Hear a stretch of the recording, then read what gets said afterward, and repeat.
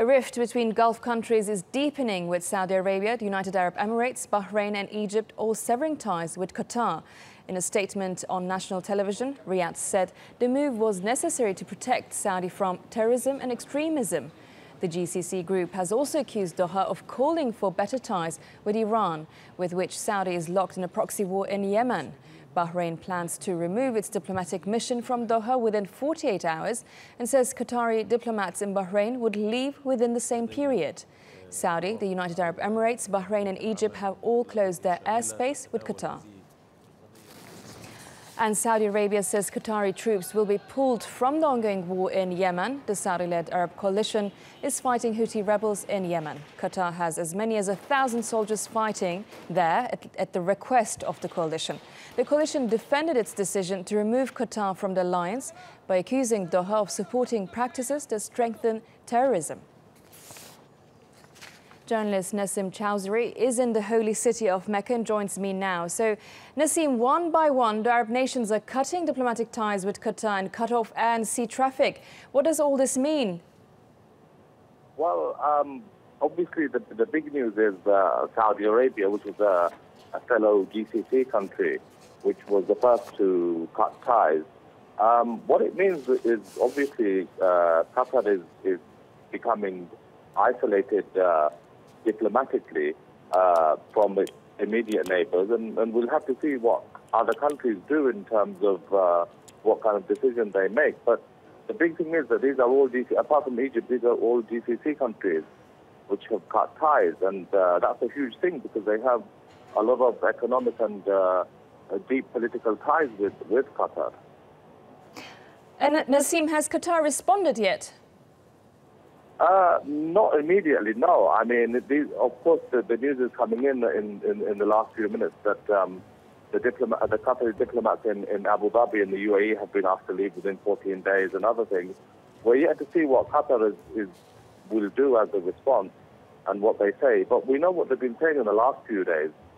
And they've been saying that they've been misunderstood, that some of the comments that were attributed to the Emir of Qatar, Sheikh Tamim, were actually the result of a hack, and he didn't actually say them. But, you know, we'll have to see what kind of a formal response they give to this cutting of ties. But, I mean, how did it really get to this point? Well, you know, if we look back to May 23, the Emir of Qatar was giving a lecture at a graduation ceremony in a military base in Qatar. And what happened was, it wasn't live on TV, but there was a YouTube feed where there were some comments which were attributed to the Emir, which were in the subtitles of that video. And apparently he said things which were very upsetting to Saudi Arabia and the other countries about Iran, about certain groups, terrorist groups in the region like Hezbollah, which would obviously cause a lot of concern to Qatar's neighbors. Later on, and Qatar was a bit slow in its response to that, later on it said that the website had been hacked and that false statements had been posted. But unfortunately, because of the way Qatar responded, it seemed like not many people believed their version of events. And things have just snowballed since then. I mean, obviously, that's more than a week ago now. And every day there's been, you know, many comments in the media in Saudi, in Egypt, in the UAE about these issues and other things that Qatar has been doing recently, which has just made the row get much worse. Although, does it really go back to 2013? Because, I mean, all the Arab nations, and especially Egypt, are accused Qatar of alleged support to the Egyptian Muslim Brotherhood, which Morsi was part of. So does this have an even bigger background when we look at it? It does. As you've said, you know, the problems that Qatar has with Saudi and others do go back further than what happened 10 days ago or 12 days ago. But that was kind of patched up over the years, especially when King Salman came to power. You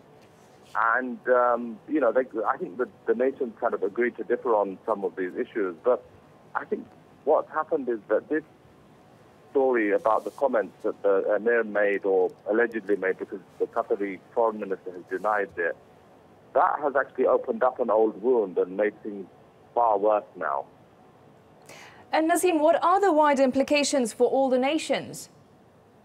Well, the implications for Qatar at least are quite big because, what we've heard is that, all land and sea access to the countries that ties have been blocked.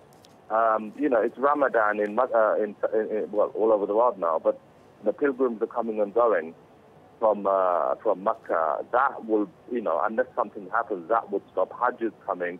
And the other thing is, of course, Qatar is part of the GCC, and, the economic ties they have with Saudi Arabia and other countries, that could also be hit. But, I was speaking to a Saudi diplomat a few minutes ago, and he was saying that, look, obviously this is what's being said in the news, but there are efforts behind the scenes, obviously, to limit the damage and to see if, some kind of a compromise can be made or, some discussion or dialogue can start so that what's in the interest of all these countries can take precedence over what's happening now. Thank you very much for that, Nasim Chowdhury there from the holy city of Mecca. And we will continue to bring you reaction from Qatar, Egypt, the United Arab Emirates and Yemen later in our programs on this breaking news that 4 Arab nations have cut ties with Doha.